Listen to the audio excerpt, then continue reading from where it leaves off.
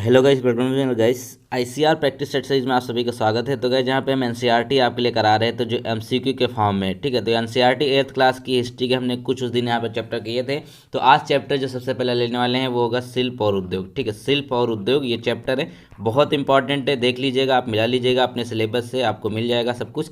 चलिए देख लेते हैं। सबसे पहले प्रश्न की अगर बात कर लीजिए तो कहते हैं कि भारत में पहली सूती कपड़ा मिल 1854 में किस जगह स्थापित हुई। तो भारत में जो पहली सूती कपड़ा मिल स्थापित हुई थी, बहुत बार प्रश्न पूछा गया, ये हुई थी बम्बई में। याद रखेंगे, बॉम्बे। क्वेश्चन नंबर अगला देखेंगे। अगला क्वेश्चन भी बहुत ही अच्छा है। तो कहते हैं स्पिनिंग जेनी क्या है। बेसिकली जो स्पिनिंग जेनी है वो है क्या, ठीक है। तो देखिएगा इसको, तो बहुत अच्छा प्रश्न है। तो यहाँ पे देखें तो इसका राइट आंसर हो जाएगा यहाँ पर परंपरागत तकलियों की उत्पादकता बढ़ाने वाली मशीन, ठीक है। परंपरागत तकलियों की उत्पादकता बढ़ाने वाली मशीन को स्पिनिंग जैनिंग के नाम से जाना जाता है। क्वेश्चन नंबर अगला देखेंगे तो इसमें कहा गया कि भारतीय भारी अभियंत्रण जो आपकी एचईसी है राजस्थान के किस शहर में स्थापित है, ठीक है। तो भारत की जो एचईसी है वो राजस्थान के किस शहर में है, तो वो आपका हो जाएगा रांची में। रांची में स्थापित है, याद रखेंगे। चलिए क्वेश्चन नंबर अगला देखेंगे। तो कहा गया कि सूरत बंदरगाह भारत के किस तट पर स्थित है। सूरत बंदरगाह सभी को पता होगा कहाँ पर है तो गुजरात में। लेकिन अब ये भी जानना जरूरी ना गुजरात कहाँ है। तो ये पश्चिमी तट इसका राइट आंसर हो जाएगा। पश्चिमी तट पर स्थित है सूरत बंदरगाह। दोस्तों थोड़ी सी तबीयत सही नहीं है, तो इसकी वजह हो सकता है वीडियो आपको लेट मिले। क्वेश्चन नंबर 6 देखेंगे तो कहते हैं कि 1931 में भारतीय राष्ट्रीय कांग्रेस के तिरंगे झंडे के बीच वाली पट्टी में किसे जगह दी गई थी। देखिए कितना बढ़िया प्रश्न है। तो 1931 में ये बड़े बड़े एग्जाम में पूछा जाता है। तो जो भारतीय राष्ट्रीय कांग्रेस के तिरंगे का झंडा था उसमें जो पट्टी में जगह दी गई थी वो थी चरखा, ठीक है। चरखा को उस झंडे के बीच में दिखाया गया था। क्वेश्चन नंबर अगला देखेंगे तो इसमें कहा गया कि जो मलमल क्या है। बेसिकली यहाँ पे मसलिन आपको देखने को मिलता है, इसको मलमल कहा जाता है। तो मलमल है क्या, तो देखिएगा ये हो जाएगा बारीक सूती कपड़ा, ठीक है। बारीक सूती कपड़ा इसका राइट आंसर हो जाएगा। क्वेश्चन नंबर अगला देखेंगे तो कहते हैं कि राजस्थान और गुजरात में किस शैली के कपड़े बनते थे। ये ब्रिटिश समय की बात हो रही है। टोटल यहाँ पे हम हिस्ट्री पढ़ रहे थे, ब्रिटिश समय की बात पढ़ रहे हैं। तो ये हो जाएगा यहाँ पे बंडाना, ठीक है। बंडाना शैली के कपड़े बनते थे। अभी बंडाना तो वो होता है जो सर पे बांधते हैं लोग, लेकिन यहाँ पे उस समय बंडाना शैली में कपड़े बनते थे राजस्थान और गुजरात में। क्वेश्चन नंबर अगला देखेंगे तो कहते हैं कि टीपू सुल्तान की तलवार किस स्टील से बनी थी। जो टीपू सुल्तान है उनकी तलवार बनी थी कौन सी स्टील थी, तो वो हो जाएगी बुदज स्टील, ठीक है। बुदज स्टील नाम की यहाँ पर उनकी तलवार इससे बनी हुई थी, ठीक है। नॉर्मल स्टील की नहीं बनी हुई थी, याद रखेंगे। चलिए क्वेश्चन नंबर अगला देखेंगे तो कहते हैं कि स्पिनिंग जैनी का आविष्कार किसने किया था, ठीक है। स्पिनिंग जैनी का आविष्कारक कौन है, तो ये हो जाएंगे जॉन के, ठीक है। जॉन के इसका राइट आंसर हो जाएगा। इसने क्या किया था, स्पिनिंग जैनी का आविष्कार किया था। तो गाइस बड़ा ख़राब मौसम चल रहा है, तबीयत थोड़ा सा गड़बड़ हो गई है। तो टिस्को में स्टील का उत्पादन किस वर्ष शुरू हुआ था। बेसिकली जो टिस्को है या शुरू कब हुई थी, यहाँ पे स्टील का उत्पादन किस ईयर शुरू किया गया था, तो 1912 आपका राइट आंसर हो जाएगा, ठीक है। 1912 में टिस्को में स्टील का उत्पादन शुरू किया गया था। क्वेश्चन नंबर अगला देखेंगे तो कहते हैं कि भारत का मैनचेस्टर किसे कहा जाता है। भारत के मैनचेस्टर की बात कर लेंगे तो सिंपल से आपका अहमदाबाद राइट आंसर हो जाएगा। यानी कि भारत के मैनचेस्टर को अहमदाबाद कहा जाता है। चलिए क्वेश्चन नंबर अगला देखेंगे। अगले प्रश्न की बात कीजिए कि बहुत सारे लोग पूछते हैं कि आप क्वेश्चन छोड़ क्यों देते हैं, भैया जो आपके काम का नहीं है क्वेश्चन में क्यों कराऊंगा, ठीक है। तो चलिए पुर्तगाली भारत में सबसे पहले कहाँ पहुँचे थे, तो याद रखेंगे इसका राइट आंसर हो जाएगा, वो हो जाएगा कालीकट, ठीक है। कालीकट में पुर्तगाली सबसे पहले पहुँचे थे। कहाँ पे, वास्को डिगामा पहुंचे थे। कब पहुंचे थे, 1498 में, ठीक है, याद रखेंगे। चलिए क्वेश्चन नंबर अगला देखेंगे तो कहते हैं कि लौह अयस्क खोद कर लाने और लोहा बनाने का कार्य किस समुदाय के लोग करते थे। ये लोहा बनाने का जो कारखाना लगा हुआ था उसमें, तो लौह अयस्क का जो यहाँ पे मैन पावर होती थी वो अग्रिया, एक अग्रिया जनजात या फिर समुदाय थे। वो लोग क्या करते थे, वो लोग इसका काम करते थे, ठीक है। लौह अयस्क को खोदते थे ज़मीन से और फिर यहाँ पर इसको इकट्ठा करते थे और फिर यहाँ पर जो संयंत्र इसके लगे हुए थे वहाँ पे ले जाया करते थे। कौन हो जाएंगे, अगरिया। क्वेश्चन नंबर अगला है कि जो भारी अभियंत्रण संयंत्र है जो आपका एचईसी है ना, इसकी स्थापना कब हुई थी। भारी अभियंत्रण संयंत्र यानी कि एचईसी की स्थापना कब हुई थी, 1958 में। कब हुई थी, 1958 में। आप लोग कहते हैं एनसीईआरटी आसान है, भैया कहाँ आसान है। चलिए करके दिखाइए आप सारे के सारे जितने मैं करा रहा हूँ। अब सारा मैं करा रहा हूँ सिलेबस, तो उसमें कुछ तो आसान भी मिलेंगे। अभी मैं चूज कर करके कराऊँ कि यहाँ सिर्फ कठिन ही कठिन देना है, तो ये बात तो नहीं बनेगी ना। पेपर भी पूरा कठिन थोड़ी आएगा, कुछ कठिन आएंगे, कुछ आसान आएंगे, कुछ मॉडरेट आएंगे।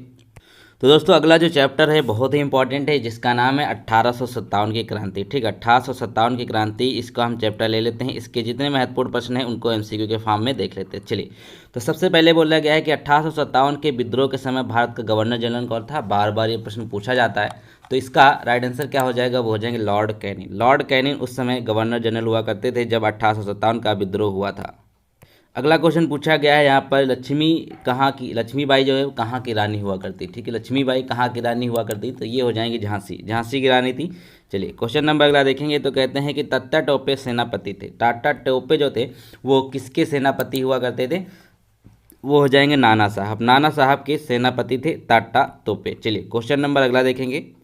प्रश्न संख्या अगला देखेंगे तो कहते हैं कि कानपुर में 1857 के विद्रोह की अगुवाई किसने करी थी। जब कानपुर में विद्रोह हुआ था 1857 में, तो वहां से किसने अगुवाई करी थी, वो थे नाना साहब ने, ठीक है, याद रखेंगे। क्वेश्चन नंबर अगला देखेंगे तो कहते हैं कि झांसी में 1857 में सिपाही विद्रोह का नेतृत्व किसने किया। तो झांसी से किसने किया था, सभी को पता है, रानी लक्ष्मीबाई ने झांसी से इनका नेतृत्व किया था। क्वेश्चन नंबर अगला है कि पेशवा बाजीराव द्वितीय का दत्तक पुत्र कौन था। जो पेशवा बाजीराव द्वितीय हैं इनके दत्तक पुत्र कौन थे, तो याद रखेंगे ये थे नाना साहब। नाना साहब इसका राइट आंसर हो जाएगा, ये पेशवा बाजीराव द्वितीय के दत्तक थे। क्वेश्चन नंबर अगला देखेंगे तो कहते हैं कि बहादुर शाह जफर ने किसके सहयोग से विद्रोह का नेतृत्व किया था, ठीक है। बहादुर शाह जो जफर थे, जो मुगल साम्राज्य के अंतिम शासक हैं, तो उन्होंने बोला इसका जो था ये बख्त खां, ठीक है। बहादुर शाह जफर ने किसके सहयोग से विद्रोह का नेतृत्व किया था, वो हो जाएंगे बख्त खां, याद रखेंगे। चलिए क्वेश्चन नंबर अगला देखेंगे। इसमें कहा गया 1857 के विद्रोह को किस नाम से जाना जाता है। 1857 का जो विद्रोह है इसको एक और नाम से जाना जाता है, जो अभी हम लोग यूज ही कर रहे हैं, वो हो जाएगा सिपाही विद्रोह, ठीक है। इसको सिपाही विद्रोह भी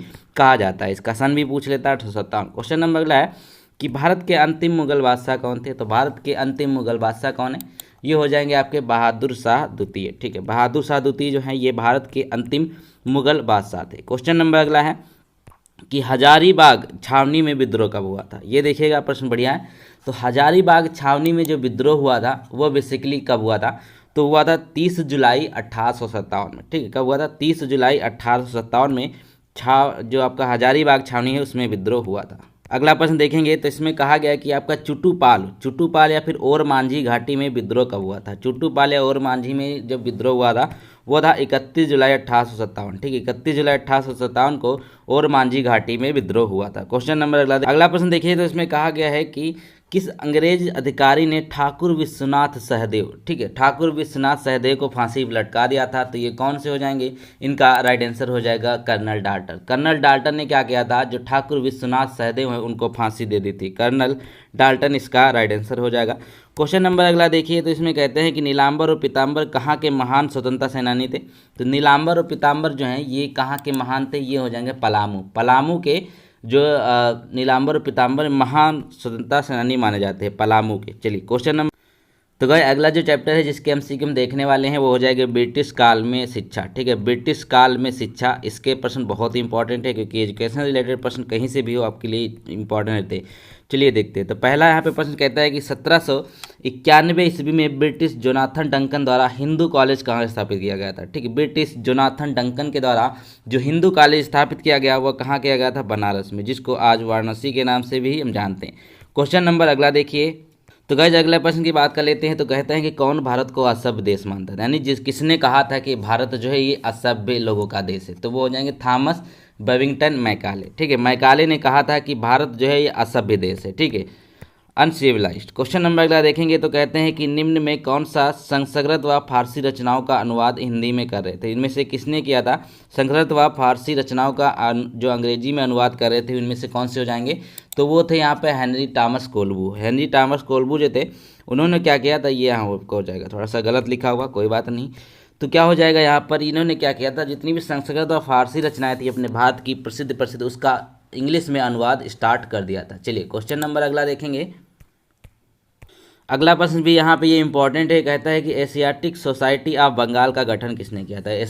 एशियाटिक सोसाइटी ऑफ बंगाल का गठन किया गया था विलियम जॉन्स के द्वारा। किसके द्वारा, विलियम जॉन्स के द्वारा। चलिए क्वेश्चन नंबर अगला देखें। ये प्रश्न कितना बढ़िया है। तो कहता है कि इसमें औपनिवेशिक शिक्षा ने भारतीयों के मस्तिष्क में हीनता का भाव पैदा कर दिया। यह कथन किसका है, यानी कि उन्होंने बोला था जो औपनिवेशिक शिक्षा है उन्होंने भारतीयों के मस्तिष्क में हीनता का भाव पैदा कर दिया है। तो यह कथन किसके द्वारा कहा गया था, यह कहा गया था यहाँ पर महात्मा गांधी नरेजी के, माफ कीजिएगा, महात्मा गांधी के द्वारा, ठीक है। महात्मा गांधी ने कहा था कि भारतीयों के मस्तिष्क में हीनता का बोध पैदा किया गया है। क्वेश्चन नंबर अगला देखेंगे तो इसमें कहते हैं कि एसपीजी मिशन द्वारा ब्लाइंड स्कूल कब खोला गया था। ठीक, एसपीजी मिशन के द्वारा जब पहला ब्लाइंड स्कूल खोला गया था वो कब था, ये 1895 में खोला गया था। 1895 इसका राइट आंसर है। क्वेश्चन नंबर अगला देखेंगे तो कहते हैं कि संत कोलंबा कॉलेज की स्थापना किसके द्वारा करी गई। ठीक है, संत कोलंबा कॉलेज की स्थापना जो करी गई थी किसके द्वारा करी गई, ये हो जाएगा यहाँ पे डबलिन मिशन के द्वारा इसकी स्थापना करी गई थी। क्वेश्चन नंबर अगला देखेंगे तो कहते हैं यहाँ पर कि शांति निकेतन की स्थापना कब हुई थी। शांति निकेतन आपने सुना होगा, तो शांति निकेतन की स्थापना कब करी गई थी, ये आपका हो जाएगा यहाँ पर 1901 में। 1901 में शांति निकेतन की स्थापना करी गई थी। क्वेश्चन नंबर अगला देखेंगे तो इसमें कहते हैं कि दयानंद एंग्लो स्कूल की स्थापना किस संस्था के द्वारा करी गई थी। ठीक है, दयानंद एंग्लो स्कूल की स्थापना जो संस्था है वो किसके द्वारा करी गई, वो आर्य समाज के द्वारा करी गई। ठीक, आर्य समाज के संस्थापक कौन थे, जल्दी से बताइएगा कमेंट में। क्वेश्चन नंबर अगला है कि यहाँ पे शांति निकेतन के जो विश्व भारती है, ठीक है, उसके संस्थापक कौन है। शांति निकेतन के संस्थापक कौन है, तो याद रखेंगे, ये बहुत ही बढ़िया प्रश्न है। हो जाएंगे रविन्द्रनाथ टैगोर। रविन्द्रनाथ टैगोर ने क्या किया था, शांति निकेतन की स्थापना करी थी। क्वेश्चन नंबर अगला देखेंगे तो कहते हैं ब्लाइंड स्कूल में पढ़ाई किससे होती है। जो यहाँ पे आपके ब्लाइंड स्कूल होते हैं, बेसिकली यहाँ पर जो दृष्टिबाधित लोगों के लिए होती है पढ़ाई, वो किस चीज़ से होती है, वो ब्रेल लिपि से होती है। ठीक है, इसमें छू छू के आप पढ़ते हैं कि इसमें कौन सा अक्षर बनता है, उनको यहाँ पे टच करके पढ़ाया जाता है। ये ब्लाइंड स्कूल की खासियत होती है। क्वेश्चन नंबर अगला देखेंगे तो कहते हैं कि लॉर्ड मैकाले कैसी शिक्षा के पक्ष में थे। लॉर्ड मैकाले जो थे वो कैसी शिक्षा देना चाहते थे, तो वो आपका राइट आंसर हो जाएगा यहाँ पर पाश्चात्य। ठीक है, क्या पाश्चात्य शिक्षा पे सबसे ज़्यादा जोर दिया था किसने, लॉर्ड मैकाले ने। क्वेश्चन नंबर अगला देखें तो गाइस यहाँ पे जो अगला क्वेश्चन है तो बहुत ही ज़्यादा इंपॉर्टेंट है। क्यों, क्योंकि ये कहते हैं कि सती प्रथा का दूर करने का प्रयास किसने किया था, यानी कि किन्हें इसका श्रेय दिया जाता है, तो वो हो जाएंगे लॉर्ड विलियम बेंटिक। और ये चैप्टर कौन सा लेने वाले हैं, वो लेने वाले हैं यहाँ पर महिलाओं की स्थिति में सुधार। तो बहुत इंपॉर्टेंट चैप्टर है। चलिए देख लेते हैं सारे क्वेश्चन।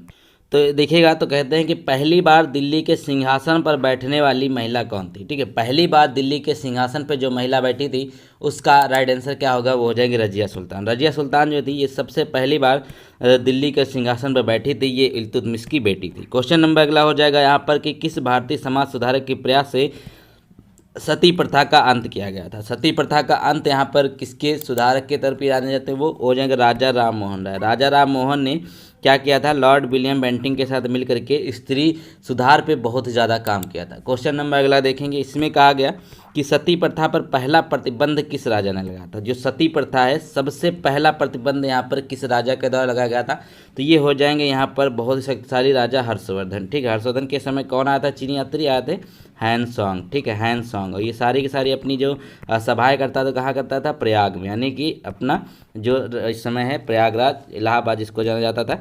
क्वेश्चन नंबर अगला हो जाएगी सती प्रथा के प्रथम प्रमाण किस अभिलेख में मिलते हैं। जो सती प्रथा है, सती प्रथा आपने अगर नहीं जाना है तो देखिए इसमें क्या होता है कि किसी के पति की मृत्यु हो जाती है तो उसी की चिता के साथ उसकी बीवी को भी जलना पड़ता था। चलिए क्वेश्चन नंबर देख लेंगे तो कहते हैं यहाँ पर कि सती प्रथा का प्रथम प्रमाण किस अभिलेख में मिलता है, तो वो हो जाएगा एरड़ अभिलेख। ठीक, एरड़ अभिलेख में सती प्रथा का प्रमाण मिलता है सबसे पहले। क्वेश्चन नंबर अगला देखेंगे तो कहते हैं कि हिंदू विधवा पुनर्विवाह कानून कब पारित किया गया था। बहुत ही इंपॉर्टेंट है, पूछा जाता है। तो हिंदू विधवा पुनर्विवाह कानून पारित हुआ था 1856 में। कब हुआ था, 1856 में इसको पारित किया गया था। क्वेश्चन नंबर अगला देखेंगे तो इसमें कहा गया कि सती प्रथा पर पूर्ण प्रतिबंध लगाया था। किसने लगाया था, सती प्रथा पर पूर्ण प्रतिबंध लगाया था किसके द्वारा, वो लगाया था लॉर्ड विलियम बेंटिक के द्वारा। चलिए क्वेश्चन नंबर अगला देखेंगे, कहते हैं विधवा पुनर्विवाह कानून किसके द्वारा लागू किया गया। ठीक है, विधवा पुनर्विवाह कानून किसने लागू किया था, ये भी अच्छा प्रश्न ही हो जाएंगे, लॉर्ड डलहौजी। ठीक, लॉर्ड डलहौजी ने क्या किया था, विधवा पुनर्विवाह कानून लागू कर दिया था। चलिए क्वेश्चन नंबर अगला देखेंगे, लॉर्ड डलहौजी इसके राइट आंसर है। प्रश्न संख्या अगला देखिए तो कहते हैं कि किसके प्रयासों से 1872 ईस्वी में देसी बाल विवाह अधिनियम पारित हुआ था। ठीक है, बाल विवाह अधिनियम 1872 में पारित हुआ, लेकिन किसके सहयोग से ये हुआ था, केशव चंद्र सेन के। ठीक, किसके सहयोग से, केशव चंद्र सेन के सहयोग से इसको पारित किया गया था। प्रश्न संख्या अगला देखेंगे तो इसमें कहा गया कि स्वामी दयानंद सरस्वती ने स्थापना की थी। स्वामी दयानंद सरस्वती ने स्थापना करी थी, किसकी करी थी, तो इसका राइट आंसर बहुत ही आसान है और बहुत बार पूछा जाता है। तो आर्य समाज की स्थापना करी गई थी स्वामी दयानंद सरस्वती के द्वारा। क्वेश्चन नंबर अगला देखेंगे, इसमें कहा गया कि स्त्री शिक्षा के लिए कलकत्ता के तरुण स्त्री सभा की स्थापना कब हुई थी? ठीक है, स्त्री शिक्षा के लिए जो कलकत्ता का तरुण स्त्री सभा है, इसकी स्थापना कब करी गई थी? 1819 में। कब करी गई थी? 1819 में इसकी स्थापना करी गई थी। चलिए क्वेश्चन नंबर अगला देखेंगे, तो इसमें कहते हैं कि बेगम रुकैया सखावत हुसैन ने मुस्लिम लड़कियों के कहाँ कहाँ विद्यालय खोले? ठीक है, बेगम रुकैया सखावत हुसैन ने मुस्लिम की शिक्षा को बढ़ावा देने के लिए कहाँ कहाँ इन्होंने कॉलेज खोले थे? तो वो हो जाएगा यहाँ पर, एक तो कलकत्ता, दूसरा हो जाएगा पटना। ठीक है, कलकत्ता और पटना में इन्होंने खोले थे। क्या नाम था? बेगम रुकैया। क्वेश्चन नंबर अगला है कि भोपाल की बेगमों ने लड़कियों की शिक्षा के लिए विद्यालय कहाँ खोले? ठीक है, भोपाल की, बहुत डीप में है भैया ये प्रश्न, देखिए यहाँ पे बहुत डीप में, एनसीईआरटी है पूरा पूरा। तो भोपाल की बेगमों ने लड़कियों की शिक्षा के लिए विद्यालय खोले थे अलीगढ़ में। ठीक है, अलीगढ़ में खोले थे, अलीगढ़ यूनिवर्सिटी आप जानते हैं। क्वेश्चन नंबर अगला देखिए, तो कहते हैं कि स्त्री पुरुष तुलना नामक पुस्तक किसने लिखी? एक यहाँ पुस्तक है जो बहुत फेमस है, स्त्री पुरुष तुलना। तो यह किसके द्वारा लिखी गई है? ताराबाई शिंदे के द्वारा। किसके द्वारा? ताराबाई शिंदे के द्वारा स्त्री पुरुष तुलना एक पुस्तक लिखी गई है। क्वेश्चन नंबर अगला देखेंगे, तो इसमें कहता है कि किसने दिए की रोशनी में पढ़ना लिखना सीखा था? दिए की रोशनी से, मात्र आप लोग बहाने बनाते हैं, लेकिन इन्होंने क्या किया था? मात्र जो दीपक होता है घर में, मिट्टी के तेल चलता है, उसने उससे पढ़ना लिखना सीखा। तो वो कौन सी हो जाएंगी? रास सुंदरी देवी। ये उस समय पढ़ना सीखा था जब यहाँ पर क्या हुआ था, यहाँ पर जो महिला शिक्षा को बढ़ावा नहीं दे रहा था, उस समय की बात है। ठीक है, तो चलिए पढ़ते रहिए आप लोग भी, बढ़िया से जॉब लगी। चलिए क्वेश्चन देखिए अगले। तो गाइस अगले जो प्रश्न देखने वाले हैं वो देखने वाले हैं यहाँ पे जाति व्यवस्था की चुनौतियाँ। ठीक है, जाति व्यवस्था की चुनौतियों से हम यहाँ पे प्रश्न लेने वाले हैं। तो चलिए देख लेते हैं। तो यहाँ पे सबसे पहला प्रश्न कहता है कि कंपनी सरकार ने भारत में कौन सा समाज सुधार का कार्य नहीं किया? ये कंपनी की कौन सी कंपनी, किसके नाम जानते थे? कंपनी यही यहाँ पे जो ईस्ट इंडिया कंपनी है आपकी, उससे ही जाना जाता था कंपनी के नाम से। तो बोलिए इसका राइट आंसर क्या हो जाएगा? एक का वो आपका हो जाएगा यहाँ पर गुलामी बंद करने का कार्य। ठीक है, गुलामी बंद करने का कार्य को छोड़ करके इन्होंने सारे कार्य किए थे, क्योंकि गुलामी बंद कर देते तो भैया अपने इंडिया में शासन कैसे करते। चलिए क्वेश्चन देखें अगला। अगला प्रश्न हो जाएगा यहाँ पर कि सत्यशोधक समाज की स्थापना किसने करी? अब सत्यशोधक समाज की स्थापना किसके द्वारा करी गई थी? ये हो जाएंगे ज्योतिबा राव फूले। ठीक है, ज्योतिबा राव फूले की नाम एक किताब भी है जो बहुत फेमस है, उसको भी आगे देखेंगे। तो देखिए वो आ गया कि ज्योतिबा राव फूले ने किस प्रसिद्ध ग्रंथ की रचना करी थी? एक बहुत ही प्रसिद्ध ग्रंथ है जिसका नाम है यहाँ पे गुलामगिरी। ठीक, गुलामगिरी जो है वह किसके द्वारा लिखी गई? ज्योतिबा राव फूले के द्वारा। क्वेश्चन नंबर अगला देखिए, तो कहते हैं कि ब्रह्म समाज के संस्थापक कौन थे? ठीक है, ब्रह्म समाज के जो संस्थापक हैं वो बेसिकली कौन से हो जाएंगे? तो वो हो जाएंगे राजा राम मोहन राय। ठीक है, राजा राम मोहन राय ने ब्रह्म समाज की स्थापना करी थी। क्वेश्चन नंबर अगला हो जाएगा यहाँ पर कि प्रथम विश्व धर्म सम्मेलन कब आयोजित किया गया था? ठीक है, प्रथम विश्व धर्म सम्मेलन कब आयोजित किया गया? यह आयोजित किया गया 1893 में। कब? 1893 में इसको आयोजित किया गया था। प्रश्न संख्या अगला हो जाएगा कि दक्षिण में जाति सुधार के आंदोलन के नायक थे। ठीक, दक्षिण की बात करें, अगर साउथ की बात करें तो वहाँ पे जो हो जाएंगे एक आपके हैं ईवी रामास्वामी। ईवी रामास्वामी ने क्या किया था? तो दक्षिण में जाति आंदोलन के सुधार के लिए बहुत काम किया उन्होंने, ईवी रामास्वामी। बाकी जितने हैं ये सब आपके उत्तर के हैं या फिर मध्य के हैं।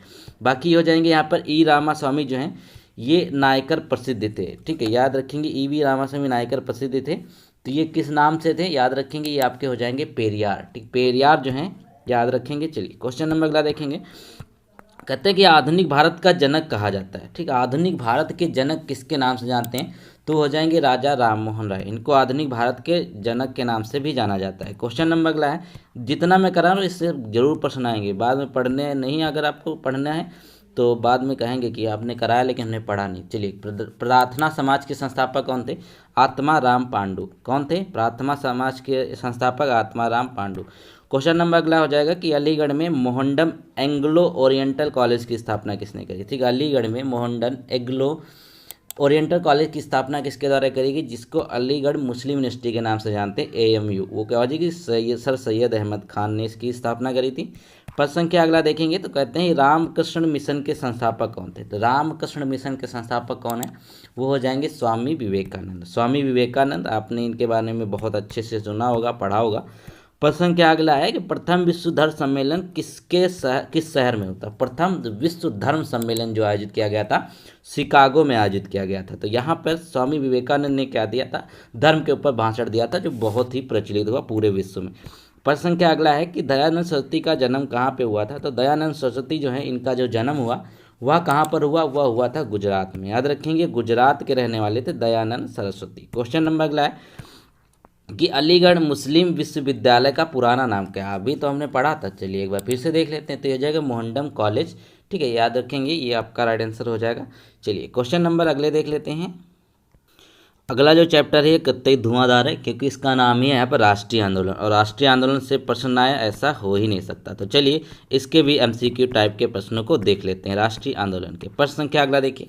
तो कहते हैं कि लॉर्ड कर्जन ने 16 अक्टूबर 1905 को किस राज्य का विभाजन किया? अब ये डेट भी आपको बहुत अच्छे से याद रखनी है। 16 अक्टूबर 1905 को इन्होंने क्या किया था? बंगाल विभाजन किया था। चलिए क्वेश्चन नंबर अगला देखेंगे। यहाँ पर इसमें बोला गया कि कांग्रेस के पहले अध्यक्ष कौन? जो क्या आईएनसी थे, इसके पहले अध्यक्षता किसके द्वारा करी गई थी? वो करी गई थी यहाँ पर माफ कीजिएगा, आपके विमोश चंद्र बनर्जी के द्वारा, ठीक है। और एओ ने क्या किया था? इसकी स्थापना करी थी। कब करी थी? 1885 में, ठीक है। आईएनसी का पहला जो अध्यक्ष थे वो थे विमोश चंद्र बनर्जी, इनको WC बनर्जी के नाम से भी आप देखने को मिलते हैं। चलिए क्वेश्चन नंबर अगला देखेंगे। इसमें कहा गया कि अगस्त 1942 को भारत छोड़ो आंदोलन की किसने घोषणा करी थी? ठीक है, तो भारत छोड़ो आंदोलन 1942 में किसके द्वारा स्टार्ट किया गया था? तो बच्चों को पता होगा, ये होगा महात्मा गांधी। महात्मा गांधी ने क्या किया था? भारत छोड़ो आंदोलन 1942 में स्टार्ट किया था। क्वेश्चन नंबर अगला हो जाएगा कि बंगाल विभाजन के समय वायसराय कौन था? तो बंगाल विभाजन कब हुआ था? अभी हमने बताया था आपको 1905 में हुआ था, 16 अक्टूबर में, ठीक है। अब यहाँ पे कौन थे? Lord Curzon. लॉर्ड कर्जन के द्वारा इसका विभाजन किया गया था और इसका रद्द भी कर। तो गाइस प्रश्न संख्या 7 देखेंगे। तो कहते हैं कि भारत दुर्दशा नाटक के नाटककार कौन है? तो भारत दुर्दशा के नाटककार के रचयिता कौन है? तो वो हो जाएंगे यहाँ पर भारतेंदु हरिश्चंद्र, ठीक है। भारतेंदु हरिश्चंद्र के द्वारा इस नाटक को लिखा गया, तो बहुत ही फेमस ये है। तो प्रश्न संख्या अगला देखेंगे। तो कहते हैं कि कांग्रेस की स्थापना किसने करी थी? तो ये हो जाएंगे एवो ह्यूम, 1885 में करी थी इन्होंने। चलिए क्वेश्चन नंबर अगला देखेंगे। तो कहते हैं कि जन्म सिद्ध मेरा अधिकार है, स्वराज मेरा जन्म सिद्ध अधिकार है, इससे मैं लेकर रहूँगा, या कथन किसके द्वारा कहा गया था? तो ये हो जाएंगे बाल गंगाधर तिलक, ठीक है। बाल गंगाधर तिलक के द्वारा ये बात कही गई थी कि स्वराज मेरा जन्मसिद्ध अधिकार है और मैं इसे लेकर रहूँगा। क्वेश्चन नंबर अगला है कि यहाँ पे जलियांवाला बाग हत्याकांड किस वर्ष घटित हुआ था? जलियांवाला बाग हत्याकांड जो है वह किस वर्ष घटित हुआ था? 13 अप्रैल 1919 में घटित हुआ था। उस समय कौन थे? जनरल डायर के ऑर्डर पे यहाँ पे गोलियाँ चलाई गई थी। याद रखेंगे, बहुत ही फेमस है, ये पूछा जाता है। क्वेश्चन नंबर अगला हो जाएगा, गांधी जी का असहयोग आंदोलन शुरू हुआ था। तो गांधी जी ने जो अपना असहयोग आंदोलन है ये कब शुरू किया गया था? वो हुआ था 1 अगस्त 1920 में, ठीक है। 1 अगस्त 1920 में इन्होंने असहयोग आंदोलन शुरू किया था, ठीक है। चलिए देख लेते हैं अगले प्रश्न। प्रश्न संख्या अगला देखिए। तो कहते हैं कि बंगाल विभाजन कब हुआ था? तो 1905 में हुआ था, लॉर्ड हार्डिंग के द्वारा, ठीक है। याद रखेंगे, लॉर्ड हार्डिंग के द्वारा 1911 में इसको रद्द कर दिया गया था, ठीक है। चलिए देख लेते हैं अगला क्वेश्चन। लाल बाल पाल के नाम से प्रसिद्ध जो है इसमें लाल कौन हो जाएंगे? ठीक है, लाल बाल पाल के नाम से जो प्रसिद्ध है इसमें लाल कौन से हो जाएंगे? तो याद रखेंगे, ये बढ़िया क्वेश्चन पूछे जाते हैं आपके एग्जाम में। तो ये आपके हो जाएंगे लाला लाजपत राय। लाला लाजपत राय थे, याद रखेंगे। चलिए क्वेश्चन नंबर यहाँ पे अब इसमें देख लेते हैं। चलिए पाल के नाम से कौन जाने जाते हैं? यहाँ पे बिपिन चंद्र। और यहाँ पे लाल के नाम से कौन जाने जाते थे? ये हो जाएंगे लाला लाजपत राय। और बाल के नाम से कौन जानते थे? बाल गंगाधर तिलक। चलिए क्वेश्चन नंबर अगला देखेंगे। तो ये हो जाएगा चौरी चौरा अग्निकांड कब घटित हुआ था? चौरी चौरा जो अग्निकांड है ये किस वर्ष घटित हुआ था? तो ये आपका हो जाएगा यहाँ पर 5 फरवरी 1922 में। 5 फरवरी 1922 में। कहीं कहीं इसकी 4 फरवरी डेट भी देखने को मिलती है, लेकिन आप क्या लगाएंगे? एनसीईआरटी के अकॉर्डिंग 5 फरवरी 1922 लगाएंगे। क्वेश्चन नंबर अगला है कि भारत का नया संविधान लागू हुआ था, ठीक है। भारत का जो नया संविधान है वो कब लागू हुआ था? तो बहुत ही आसान है, ये हो जाएगा यहाँ पर 26 जनवरी 1950। 26 जनवरी 1950 को ये लागू हुआ था। क्वेश्चन नंबर अगला देखेंगे। तो इसमें कहा गया कि नमक कानून कब तोड़ा गया था? बहुत ही अच्छा प्रश्न है। तो नमक कानून जब तोड़ा गया था वो डेट क्या थी वही आपको बताना है। ये आपको हो जाएगा 12 मार्च 1930, ठीक है। 12 मार्च 1930 को नमक कानून तोड़ा गया था महात्मा गांधी जी के द्वारा। क्वेश्चन नंबर अगला है कि आज़ाद हिंद फौज का गठन किसने किया था? आज़ाद हिंद फौज का जो गठन किया गया था किसके द्वारा किया गया? ये हो जाएंगे यहाँ पर नेताजी सुभाष चंद्र बोस के द्वारा, ठीक है। नेताजी सुभाष चंद्र बोस के द्वारा आज़ाद हिंद फौज का गठन किया गया था। तो गाइस इस चैप्टर के साथ हमने 8th क्लास की पूरी एनसीईआरटी खत्म कर ली है। एक वीडियो मैंने इसका ऑलरेडी दे दिया था, तो ये दूसरे सेकंड पार्ट में है। तो एनसीईआरटी यहाँ पे 8th क्लास की खत्म हो गई। क्वेश्चन बहुत दमदार थे 8th में, 9th से बढ़िया 8th में क्वेश्चन है। तो चलिए उम्मीद करते हैं आपको वीडियो पसंद आया। अगर वीडियो पसंद आए तो इसको लाइक करें, चैनल को सब्सक्राइब करें। मिलते हैं नए वीडियो में, तब तक के लिए थैंक यू सो मच।